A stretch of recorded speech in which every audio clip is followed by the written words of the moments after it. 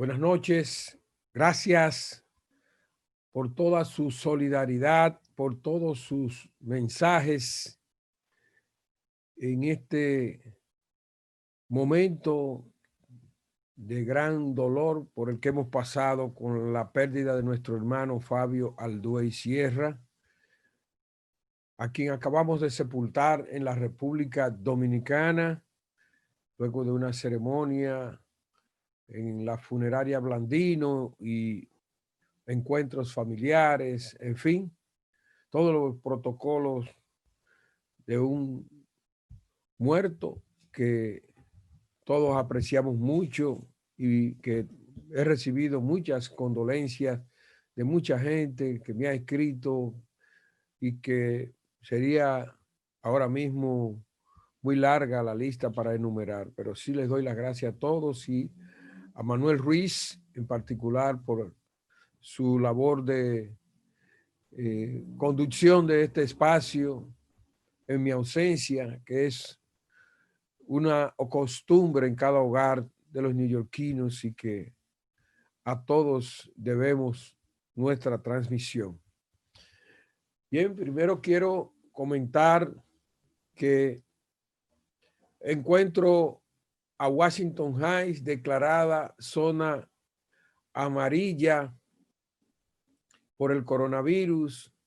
Encuentro las escuelas cerradas después de una apertura que yo siempre consideré muy precipitada y que definitivamente no funcionó. Pero no ha funcionado tampoco un plan de emergencia como uno quisiera verlo en la ciudad de Nueva York. Por ejemplo, yo regresé de Santo Domingo junto a mi hijo José Orlando Alduey y tuvimos la experiencia de entrar al país, de salir primero con un vuelo casi vacío, un aeropuerto Kennedy prácticamente desolado, y entrar al país y hospedarnos en un hotel importante y caminar, ver la situación allá y ahora ver la situación aquí. Quiero hablar primero de la situación de aquí porque aquí es la emergencia ahora mismo, pero voy a hablar de la situación en Santo Domingo también. Pienso que en vez de haber guardias en las entradas de los aeropuertos, en las terminales aéreas, debe haber un sistema médico que inmediatamente regrese un extranjero o un nacional estadounidense, un ciudadano, se le aplique la prueba para determinar cómo fue su estatus de salud fuera del país. No se está haciendo eso. Lo que se está haciendo es simplemente se le da instrucciones a la persona para que regrese a su casa y que entonces se haga la prueba del COVID-19. Efectivamente, yo me hice la prueba. José, mi hijo, se la hizo también. Todavía yo no conozco el resultado mío, pero él sí la pasó. Gracias a Dios, dio negativo. Yo me he hecho 4 pruebas desde la pandemia hasta ahora aquí, en todas salí negativo. No tengo, creo, por qué sentirme preocupado, pero si salgo positivo, bueno, me someto a las reglas del juego, un encerramiento más estricto, lo que sea.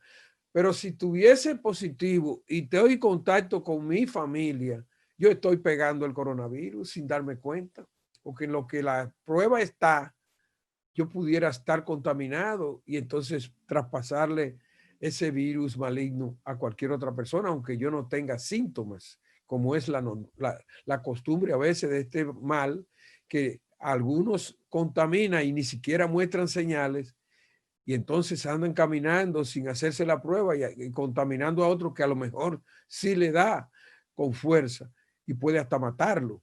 Entonces, ¿cómo evitar esto? Eso es lo que quiero llevar a ustedes. Los aeropuertos deben estar sellados ahí mismo con las pruebas inmediatas de todo el que baje de un avión.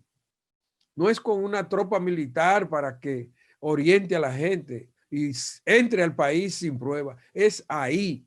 Si hay unos centros de prueba de emergencia que deben estar activos, es ahí. Más ahora con los millones de gente que se han ido de vacaciones para Thanksgiving y que estarán entrando al país en un par de semanas y muchos de ellos pueden estar contaminados. Es una recomendación que quiero hacerle a las autoridades estatales y municipales, porque entiendo que el tema de las fronteras, de los aeropuertos, de las embarcaciones, todo lo que implique entrada de gente fuera del país, sean ciudadanos o no, debe pasar por un protocolo de detección inmediata del coronavirus para que eso sea totalmente controlado y que no haya riesgo de más contaminación por viajeros extranjeros o nacionales. Quiero hacer esa sugerencia porque pensaba yo que esto ya estaba funcionando así. Sin embargo, al que llega se le dice váyase inmediatamente en los próximos 3 días a hacer la prueba y si está contaminado tiene que someterse a 14 días de cuarentena. Cuando es al revés, es antes de entrar y ver si lo tiene que se le debe hacer la prueba inmediata en los aeropuertos. Creo que es la única forma eficaz de enfrentarse al tema del coronavirus. Vamos a la pausa, regresamos.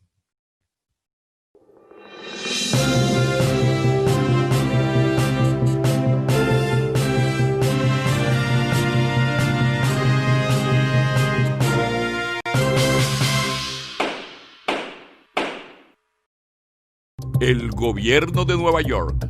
Un programa de análisis, noticias, reportajes, opiniones, entrevistas y comentarios sobre los hechos que son noticia. El Gobierno de Nueva York.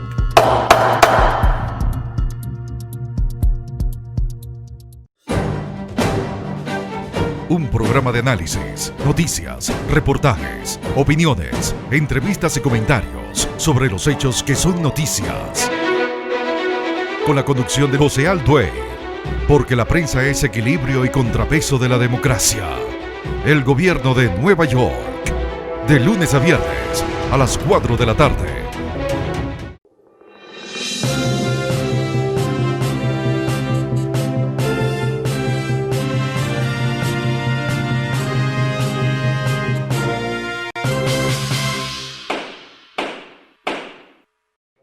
Mis amigos, seguimos en Santo Domingo. Como ustedes saben, hemos pasado por la dura pena de perder a nuestro hermano Fabio Alduey y hemos estado compartiendo con la familia, pero también con grandes amigos y amigas de nuestros inicios en el periodismo y de nuestra familia aquí en el país, como es natural. Una de las personas que más me siento atada emocionalmente, profesionalmente, es mi gran amiga Dania Goris. Encantado de compartir contigo por aquí. Mira, qué bueno verte después de tantos años. Después de tantos años, ella y yo compartimos muchas experiencias, tanto en la Radio Popular, como en Última Hora, un periódico en el que ella y yo jugamos papeles pero muy importantes. Y cuando la veo a ella o cuando oigo su nombre, obligatoriamente tengo que asociarlo al periodismo de los 80 y al gran esfuerzo que ella dirigió, que fue La Tarde Alegre, Última Hora, 2 periódicos en uno, era que decíamos. Cuéntanos un poco, Dania, cómo te sientes, cómo estás tú, cómo has pasado por esta pandemia, ¿qué te parece? Bueno, lo primero es saludarte y decirte que el cariño se ha mantenido intacto con el correr de los años, porque compartimos nuestros inicios como periodistas, muchos proyectos personales interesantes, expresarte mis condolencias por la partida de Carlos. Sé que la familia ha estado muy acongojada, pero Gracias. confiados en que volveremos a verlo en la eternidad. Claro que sí, todos vamos a terminar allí. Bueno, yo quiero que ustedes recuerden los tiempos de Daña en el periodismo, porque eso fue algo increíble. Nosotros en última hora hicimos una nueva era y bajo la dirección de Aníbal de Castro, en esos tiempos Pablo Jerez, que era el jefe de redacción, hicimos un equipo que marcó un antes y un después. Daña dirigía La Tarde Alegre, que por primera vez fue como un balcón distinto de la prensa. Háblame un poco de cómo fue esa experiencia. Lo primero es reconocer los méritos de Aníbal de Castro. Realmente un innovador de los medios de comunicación en República Dominicana. Y para mí, uno de los periodistas mejor formados a los que yo tuve la suerte de compartir trabajo.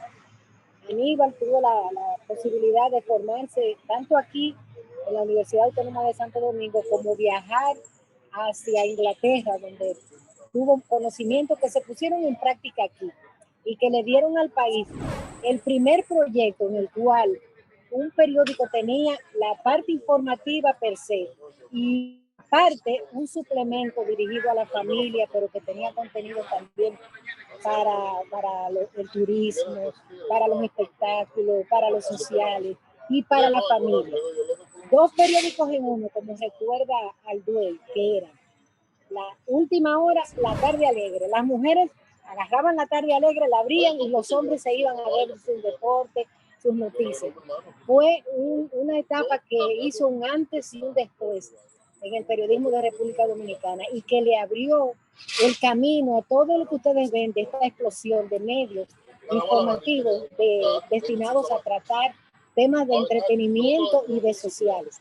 Aquí hay revistas tan sólidas como Ritmo Social, En Sociedad, y cada periódico después de eso creó páginas especializadas en temas ya más ligeros para conformar los dos públicos que todos periódicos. Recuerden que en ese tiempo, Última Hora nace como en el año 72, por ahí. No existía más que un solo periódico, era de la tarde, era el Nacional, que se había creado en los años 60 y que le dieron un bombazo de la Guerra de Abril. Ya ustedes saben todo eso. Allí hay una historia, pero yo creo que sin que lo oiga Pepín Corripo, se le fue adelante Última Hora.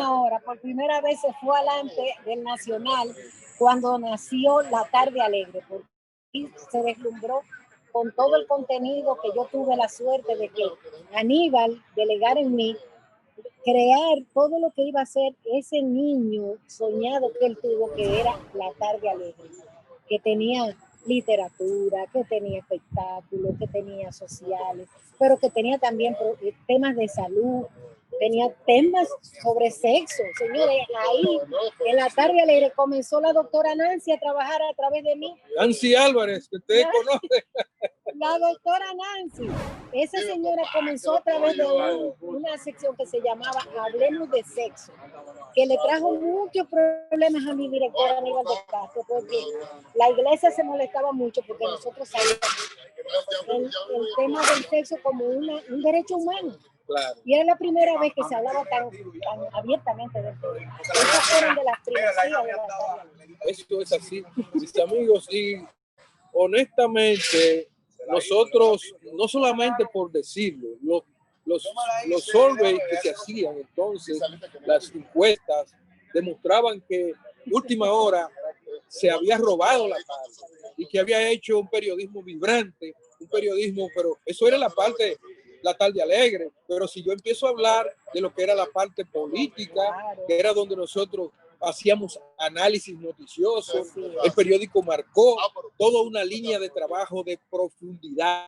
de reportajes de fondo, de análisis de fondo, que dio al traste con un periodismo que no conocíamos. Y por eso yo me siento hijo de esa escuela de periodismo con Aníbal de Castro al frente. Ya habíamos trabajado con Radamés de Pepín, teníamos muy buena relación y aprendimos mucho con Rafael Herrera, que eran los guruses de la prensa dominicana, y Juan Bolívar Díaz, en fin, Radamés Radamés Gómez Pepín, con quien tuvimos en Radio Popular, una gran experiencia, y que era el director del Nacional en esos tiempos, en paz descanse. Bueno, recordemos un poco a nuestros amigos idos Ay, en la Leo última hora. Hernández, mi hermano Leo. Tantos momentos compartidos con Leo. La Pipigua. La Pipigua. Una persona que tenía un conocimiento político increíble y que lo manifestaba a través de su trabajo, pero a través de una sección que teníamos Triza. que se llamaba Triza, que era el cuco de los políticos. El Sangrú. ¿Quién es el Sangrú? Félix. ¿Cómo que llama? Bueno, el Sangrú. Déjalo ahí, que nada más lo sabíamos nosotros. Exacto. Y eso era una fuente obligatoria de lectura. Pues la gente se iba primero a la Triza. ¿Qué salió en Triza? Porque el que entraba ahí estaba en el fogón de última hora, en el plato caliente. Pero también recordemos a don Pablo Jerez. Un hermano para mí, realmente un periodista al que quise muchísimo, que compartimos grandes proyectos profesionales y en el día a día era sumamente enriquecedor hablar con Pablo, porque Pablo sabía de todo, de todas las cosas. Tú lo ponías a hablar de deporte y sabía mucho, de política, de espectáculo, o sea que fue alguien que dejó muchas cosas. Otra que se fue, Sara Sabarín, Elsa Espósito. Wow, sí. Bueno, tenemos tantos gratos recuerdos, porque recuerdo los reportajes del famoso heroíto de Elsa, un tipo que operaba abriéndole el... Mire, señores, hay cosas grandes. Bueno, un hombre que llegó a Santo Domingo a asaltar a todo el mundo, hablando de una supuesta operación con un machetazo en el pecho y le sacaba todo lo mal y volví y lo tapaba. No, bueno, siempre ha habido vivos que se llevan los cuartos cuando uno menos lo espera. Así, hay que recordar algo de ti que quedó en mi corazón. Sí. Una crónica, señores, increíble, redactada por este señor que se llama José Albuey Sierra, sobre una historia que él se resistía a escribir porque los hombres en ese tiempo no querían escribir de social. Y yo le dije, esa crónica yo quiero que me la hagas tú. Fue a la Romana a una presentación de Oscar de la Renta, de su fundación, una presentación de moda, y trajo para mí una de las, yo me erizo todavía, una de las crónicas más hermosas y humanas que yo he leído en este país, sobre la historia de Moisés, el hijo adoptado de Oscar de la Renta, que había sido salvado de un basurero donde estaba siendo comido por las hormigas. Y Albuey Sierra escribió esa crónica con el corazón y con el alma, y le llevó a los lectores de última hora, y de la tarde a la en particular, nos robamos la portada esa vez. La portada del periódico. Era tan trascendente esa crónica, que yo todavía la recuerdo como una de las mejores cosas que pasaron en última hora y en la tarde a la. Recuerdo que, bueno, al llamarse Moisés, lo asocié a las aguas, salvado de las hormigas, en este caso, para hacer una comparación. Entonces, él te tituló Moisés, salvado de las hormigas, no salvado de las aguas, como dice la Biblia. El niño salvado de las hormigas. Exactamente, ustedes entienden. Y eso creó, eso es terrible. A mí me dio tanta pena sentir que Oscar de la Renta había adoptado ese niño como su hijo, no tenía hijos, y que lo salvó de la basura, lo recogió y lo adoptó como su hijo y lo hizo heredero de su fortuna.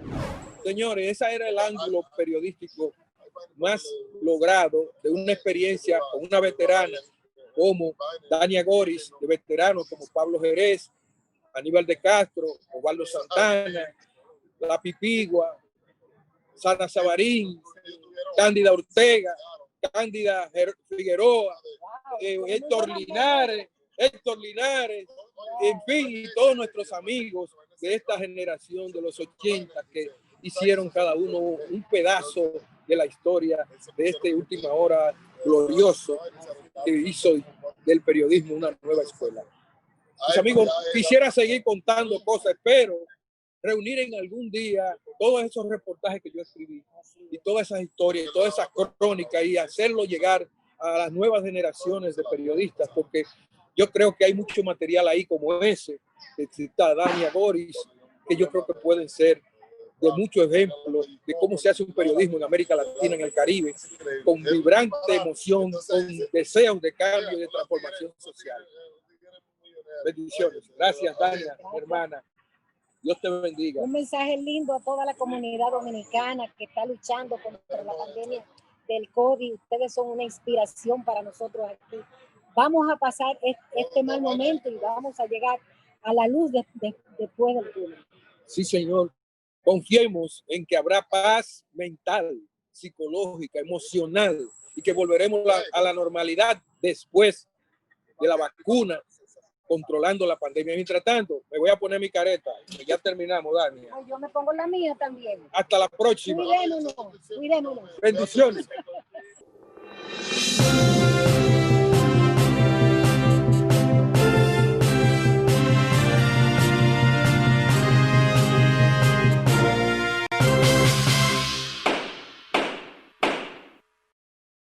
El Gobierno de Nueva York. Un programa de análisis, noticias, reportajes, opiniones, entrevistas y comentarios sobre los hechos que son noticia. El Gobierno de Nueva York.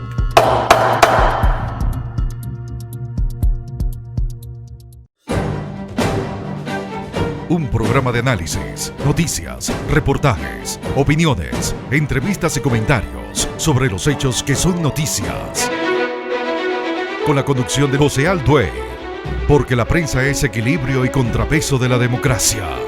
El Gobierno de Nueva York, de lunes a viernes a las 4 de la tarde.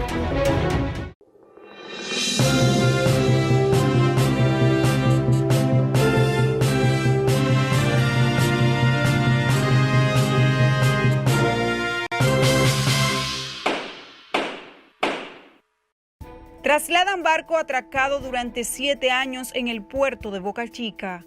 La embarcación Bel Divina Pastora, que durante 7 años se mantuvo atracada en el puerto de Boca Chica, fue removida del lugar y trasladada hacia la parte oriental del río Sama.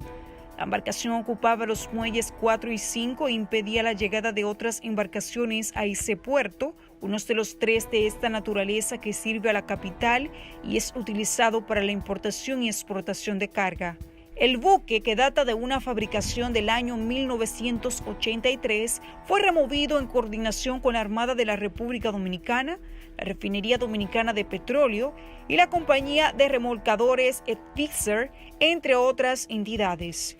El director ejecutivo de la Autoridad Portuaria Dominicana, Jean Luis Rodríguez, supervisó las operaciones de traslado y dijo que se realizaron en el marco de los 100 días de gestión de la institución. Hoy es un día de júbilo para la autoridad portuaria y para el municipio de Boca Chica, en especial para el puerto de Boca Chica, luego de 7 años que la embarcación permaneciera abandonada en los muelles 3 y 4. Hoy, gracias a la colaboración que varios actores se involucraron en este proceso, es un tiempo récord de 2 meses. Hemos podido desplazar esta embarcación hasta tanto los tribunales de jurisdicción correspondiente toman una decisión al respecto, así precisó el director ejecutivo de Portuaria, Jean Luis Rodríguez. La operación fue llevada a cabo a través de una propuesta realizada por Luis Rodríguez para liberar ese espacio que ocupaba la embarcación para ofrecer un mejor servicio en ese puerto.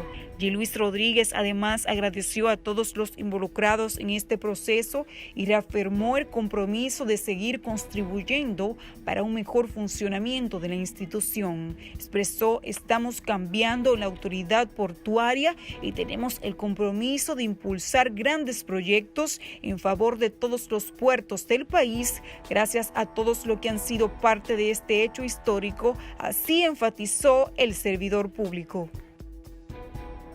La vacuna de Oxford y AstraZeneca tiene una efectividad del 70,4%. Menos efectiva, pero mucho más barata y fácil de transportar que sus rivales más directas, la vacuna contra la COVID-19 desarrollada por la Universidad de Oxford y la compañía AstraZeneca ha mostrado una eficacia protectora del 70%, según ha anunciado la empresa. El antídoto es eficaz para prevenir que muchas personas se enfermen y funciona bien en distintos grupos de edad, han dicho los investigadores. Aunque los preparados elaborados por las farmacéuticas Pfizer y Moderna rondan en el 95% de efectividad, el de AstraZeneca puede conservarse durante 6 meses en un frigorífico normal a una temperatura entre 2 grados Celsius y 8 grados Celsius. Para mantener sus propiedades durante ese tiempo, la vacuna Moderna necesita estar a menos 20 grados Celsius y la de Pfizer a menos 80 grados Celsius, lo que supone todo un desafío logístico tanto para su almacenamiento como para su transporte. La vacuna de Oxford AstraZeneca se diseñó a partir de una versión debilitada de un adenovirus del resfriado común de los chimpancés, y es una de las que ha comprobado la Unión Europea de forma centralizada. 84.5% de la población valora como buena o muy buena la labor de Luis Abinader. Según una encuesta realizada por el Centro Económico del Cibao, el 84.5% de la población valora como buena o muy buena la labor que justo antes de cumplir los primeros 100 días de gobierno realiza el presidente Luis Abinader. De acuerdo con el sondeo realizado por el Centro Económico del Cibao, el 23.6% de los dominicanos respondió como muy buena a la pregunta: ¿cree usted que el presidente Luis Abinader está haciendo las cosas? En tanto que el 60.9% dijo que buena, el 6.3% consideró que mala, el 8.0% muy mala y el 8.5% no sabe o no respondió. El ministro administrativo de la presidencia, José Ignacio Paliza, consideró que el visto bueno del 84.5% a la gestión de Abinader es un estímulo para trabajar con más fuerza.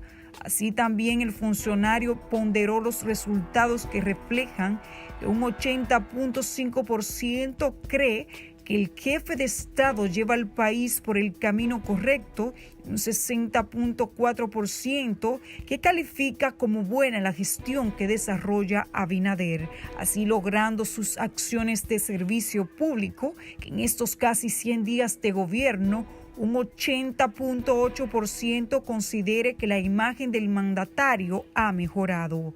Se recuerda que el Centro Económico del Cibao es dirigido por el economista Leonardo Aguilera, quien es presidente de la refinería dominicana Refidonza.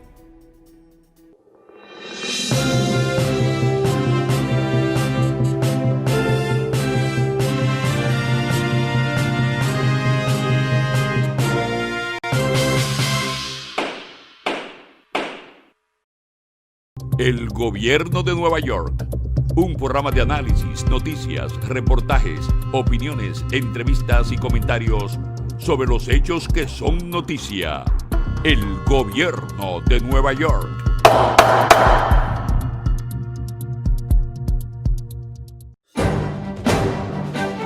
Un programa de análisis, noticias, reportajes, opiniones, entrevistas y comentarios sobre los hechos que son noticias. Con la conducción de José Alduey, porque la prensa es equilibrio y contrapeso de la democracia. El Gobierno de Nueva York, de lunes a viernes a las 4 de la tarde.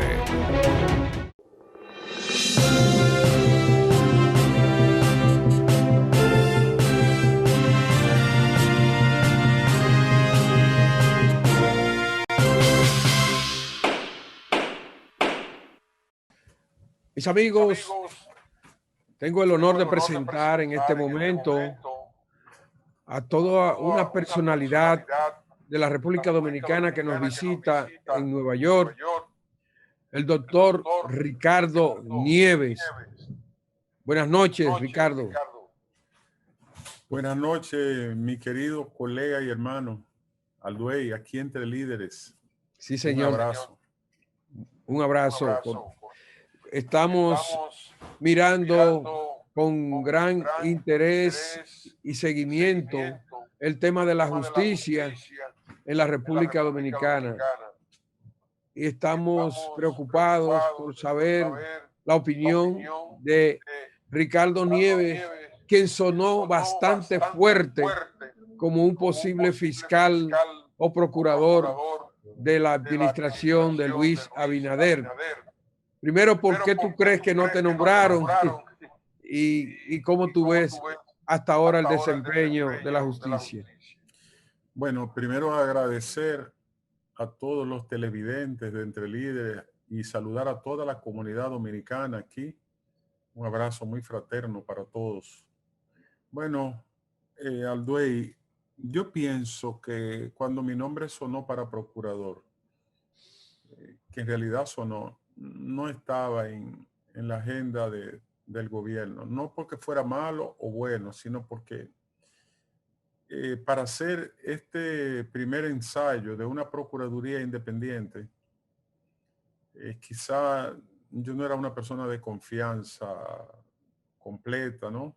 Para la nueva gestión gubernamental, en el sentido de una independencia muy, vamos a decir, desprendida, muy poco vinculada o nada vinculada a organizaciones políticas del sistema, y es probable que yo no fuera un elemento de confianza, vamos a decirlo así. Sin embargo, yo creo que la elección que se hizo fue correctísima. Me identifico con ella.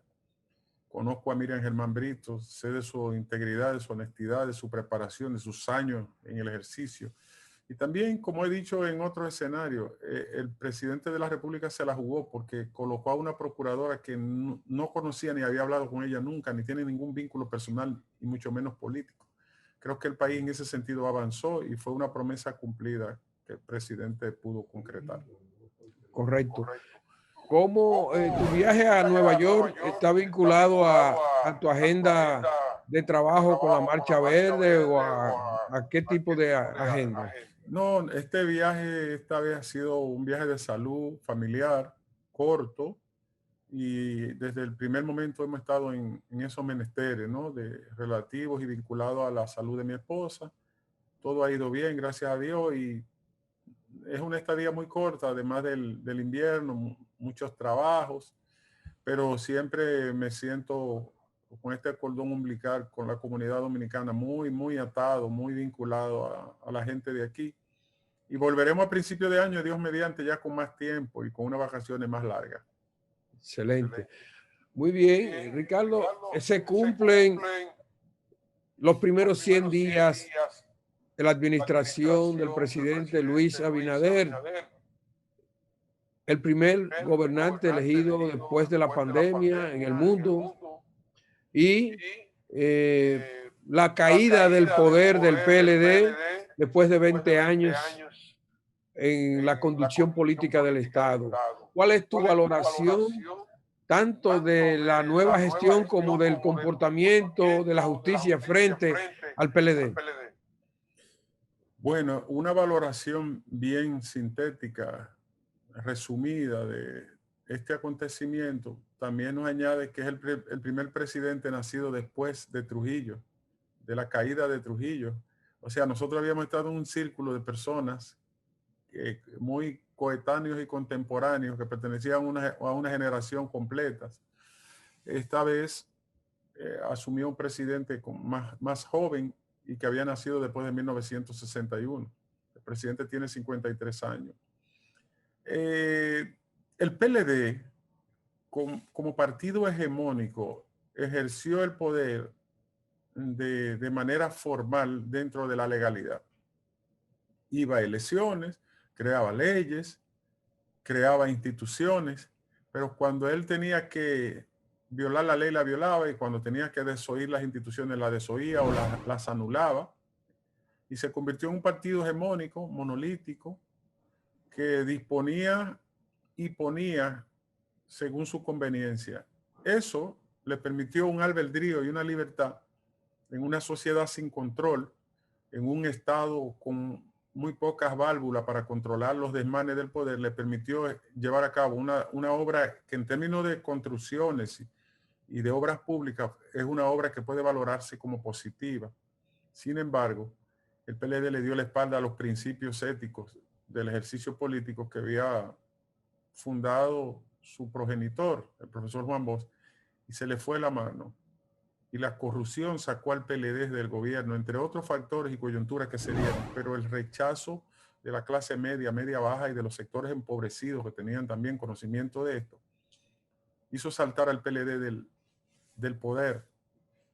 Se produjo una indignación muy general, que todavía al día de hoy, cuando le preguntan a los dominicanos, aún en medio de esta crisis económica, sanitaria, social, ¿qué esperan del próximo gobierno y qué esperanza tienen hacia el futuro corto? Todavía los dominicanos en las encuestas y en las mediciones, entre los primeros 3 problemas que señala está la justicia. Y cuando habla de justicia es de castigo a la corrupción y que no se repita la impunidad. Yo considero que en términos de justicia dimos un paso de avance importante. No completo, no total, no es una revolución, no es una transformación radical del aparato de justicia, pero el aparato persecutor del delito, que es el Ministerio Público, tiene una cabeza que por primera vez no tiene obediencia directa del partido político o del gobernante de turno. Y eso es un paso de avance para un país que ha estado siempre dirigido políticamente por hombres que también asumen el control de la justicia. Una pena y un lastre institucional muy lamentable. La designación de doña Miriam Germán como Procuradora General de la República, la de Milagro en la Dirección de Ética y la de Carlos Pimentel en Contrataciones Públicas, vendría a completarse con una Cámara de Cuentas que sea independiente y con personas con formación, con preparación, con honorabilidad en ese puesto, para tener, verdad, diríamos, el cuadrante de control de las cuentas públicas y de los desmanes que se cometen desde el poder en beneficio propio y buscando recursos económicos de forma indebida. Eso se considera una de las medidas más positivas que ha tenido el gobierno entrante y la población lo ha asumido también con esperanza. Bien, estamos mirando una relación, digamos que estratégica, respuesta de una alianza electoral entre Luis Abinader y Leonel Fernández, mejor dicho, entre la fuerza del pueblo y el gobierno. ¿Cómo tú crees que puede esto hacerle bien o hacerle mal a la próxima administración? Porque parece verse como muy inclinado hacia Leonel y muy persecutor del PLD y de Danilo. ¿Cómo analizar ese comportamiento de que el gobierno tiene unos amores con Leonel Fernández y un divorcio con Danilo? Eso principalmente desde los corrillos políticos se ventila como una condición coyuntural y estratégica. En la política importan mucho los resultados. Es probable que nosotros estemos ante la Junta Central Electoral más independiente desde la de Estrella Sadalá de la historia dominicana. O sea, de la manera de que hayan llegado a acuerdos, arreglos, en política eso es común, y más en sistemas y en modelos como el dominicano. Pero es la primera vez que no se hace una repartición con predominio del partido que tiene mayoría o que gobierna. Si Luis Abinader hubiese querido, conforme una Junta Central Electoral, conforme a la mayoría mecánica que tiene en el Congreso, y no lo hizo así. Román Jaque no es una persona que se pueda tildar de ser político. Hay gente que dice que tiene vínculos con el PLD, con Leonel. En el momento en que tuvo que demostrar que actuaba con independencia, lo hizo jugándose incluso hasta su seguridad, porque pasaron cosas que quizá la diáspora y alguna gente no conoce, pero a Román Jaque lo desconsideraron por una decisión que tomó en contra del partido gobernante del pasado. Le quitaron la seguridad en la calle, lo dejaron sin seguridad militar ni policial. Y las informaciones que nosotros manejamos es que a él se le sentaron personas de mucho poder frente a él en un escritorio a dar en la mesa y a decirle que cambiara una decisión. Y la respuesta que recibieron fue que él había tomado una decisión en base al derecho y que la atacaran en base al derecho, porque ni triturado, ni con una plataforma, con una planadora encima iba a cambiar esa decisión. Él es una persona íntegra, yo lo conozco. No será un arcángel perfecto, no será, ¿verdad?, un querubín y un serafín de los cielos, es un hombre honesto. Y estoy seguro que va a actuar con ese apego a la legalidad. Y si hay arreglos y reparticiones, no se repartió como se partía la vaca en el pasado, que el PLD la partía y le daba lo que quería a quien quisiera. Y ponía a los presidentes. El PLD sacó a Roberto Rosario de su comité central y lo encaramó en la Junta. El PLD sacó a Henry Molina de la propaganda y la campaña política, de activista político, de Gonzalo Castillo, lo encaramó en la presidencia de la Suprema Corte de Justicia. El PLD sacaba a los jueces del partido, del PLD, y lo encaramaba en las cortes. Por lo menos Luis Abinader no puso un presidente de la Junta Central Electoral que fuera de él, que fuera de su partido.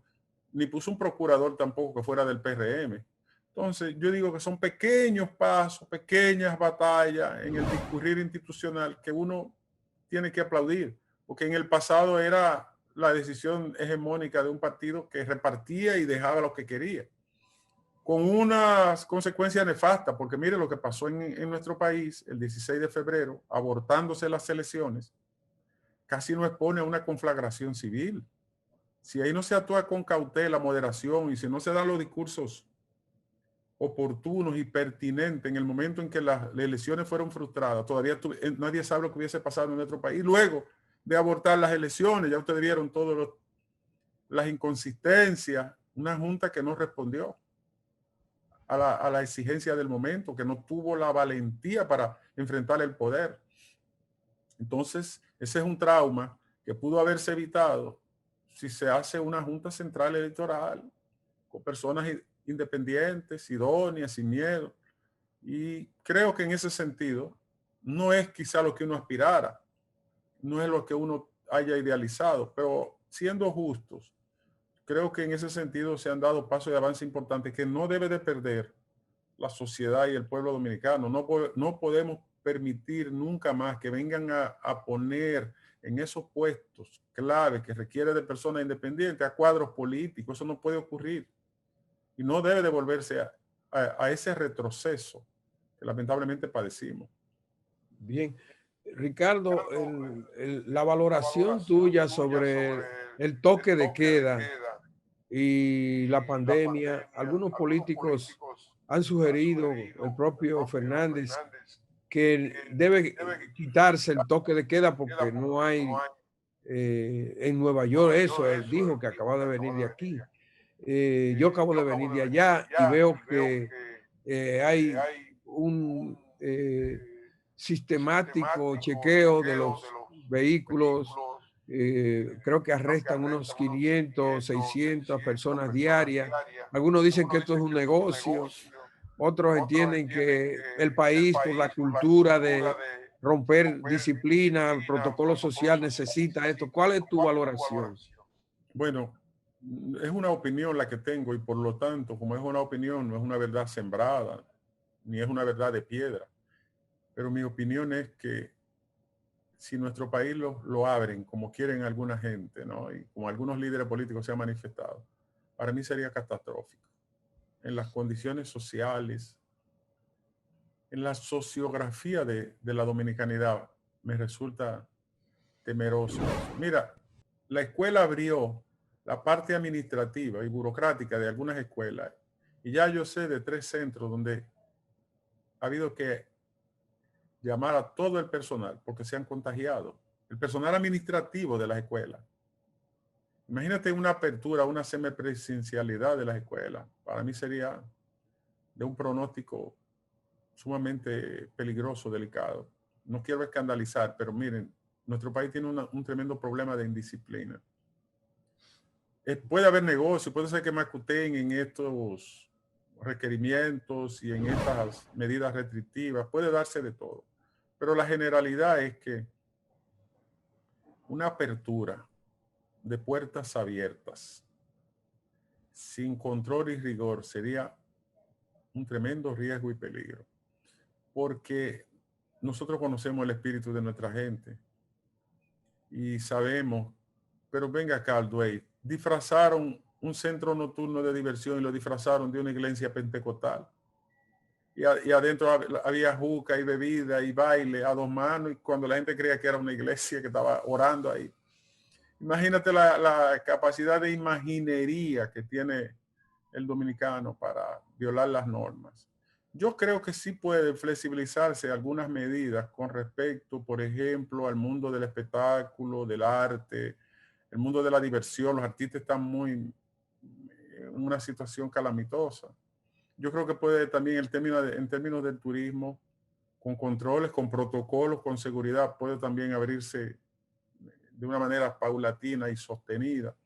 Creo que algunas actividades familiares y de carácter social pueden flexibilizarse, pero apertura total, como alguna gente plantea, no me parece a mí. Yo puedo estar equivocado, pero no perfilo que tenga resultados que se parezcan a lo razonable, porque es que nosotros, miren, la escuela, por ejemplo, que veo mucha gente hablando de las dificultades de la virtualidad para la escuela. Pero es que, miren, señores, nosotros tenemos 2 millones de madres solteras, que son la cabeza de la casa, que salen en la mañana por un lado y mandan los hijitos a la escuela.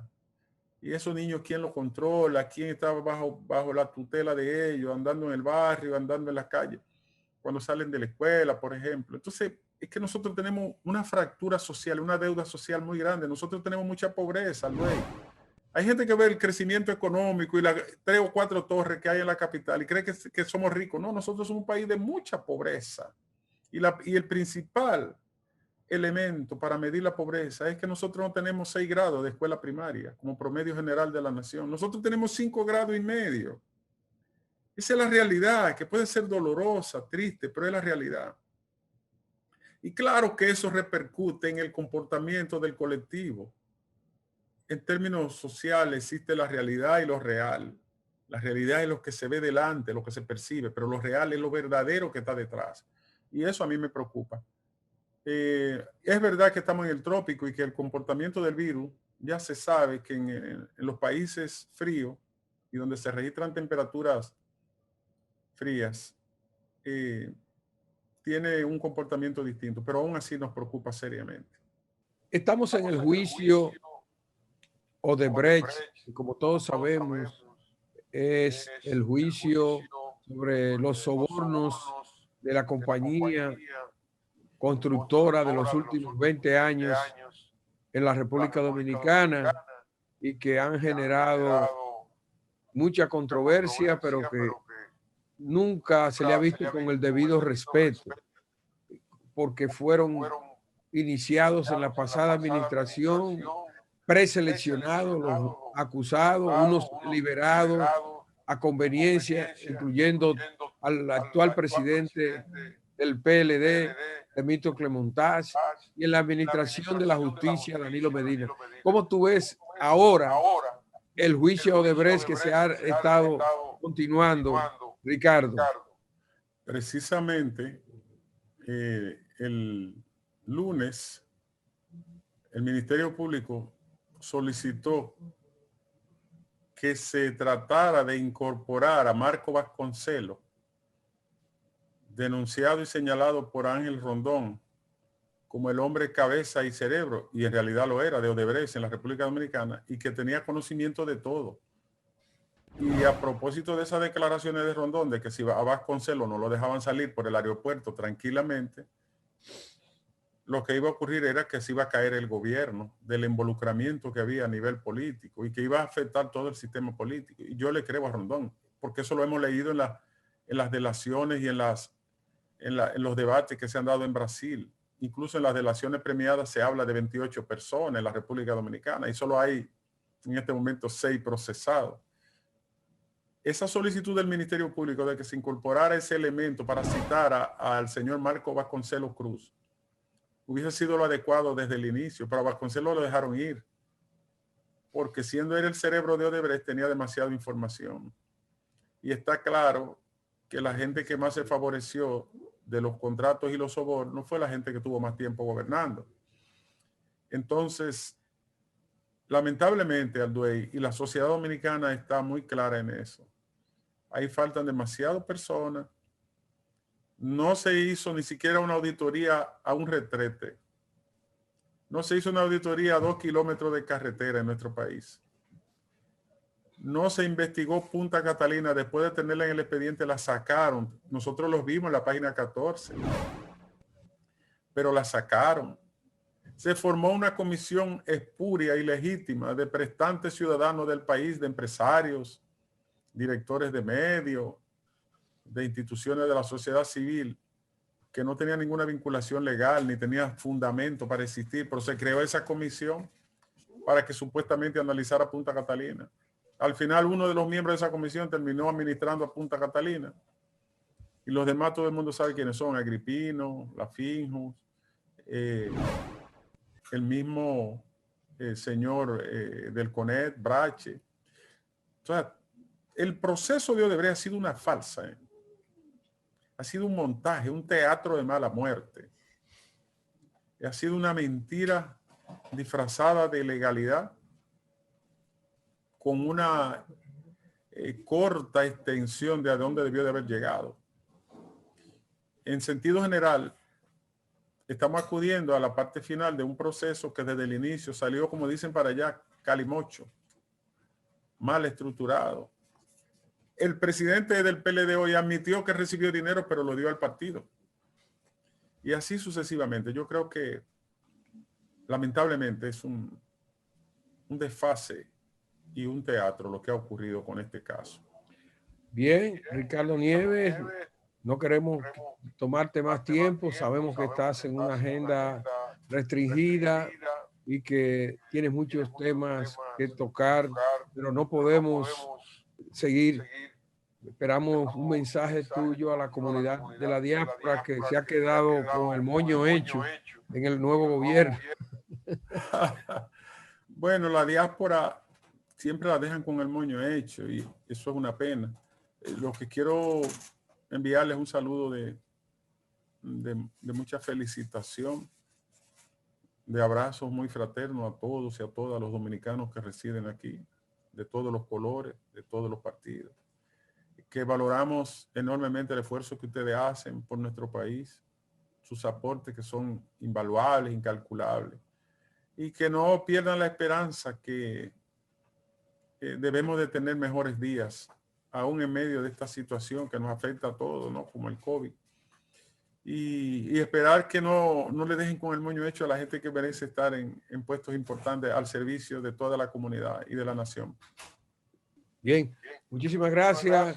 Placido de conversar con Ricardo, un hombre de gran valía para la República Dominicana, un hombre analista de fuste, un gran abogado, un gran médico, un gran intelectual. Ricardo Nieves, bendiciones.